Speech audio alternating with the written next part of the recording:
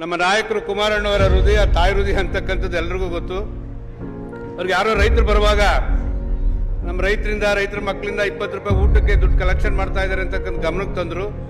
ಆ ಕಾರಣದಿಂದ ಯಾವುದೇ ಕಾರಣಕ್ಕೂ ಸಂಪೂರ್ಣವಾಗಿ ಅವರಿಗೆ ಉಚಿತವಾದಂಥ ಊಟದ ವ್ಯವಸ್ಥೆ ಮಾಡಬೇಕು ಅಂತೇಳಿ ಅರುಣ್ಕುಮಾರ್ ಸರ್ ಅವರಿಗೆ ಹೇಳಿ ಅದಕ್ಕೆ ತಗಲ್ತಕ್ಕಂಥ 3,40,000 ಹಣವನ್ನು ಅವರ ಸಂಬಳದಿಂದ ಅವರಿಗೆ ಚೆಕ್ ಮುಖಾಂತರ ಕೊಡ್ತಾ ಇದ್ದಾರೆ. ಅದನ್ನು ಸ್ವೀಕಾರ ಮಾಡಬೇಕು ಅಂತೇಳಿ ನಾನು ಅರುಣ್ಕುಮಾರ್ ಸರ್ ಅವರನ್ನ ವಿನಂತಿ ಮಾಡ್ತೇನೆ.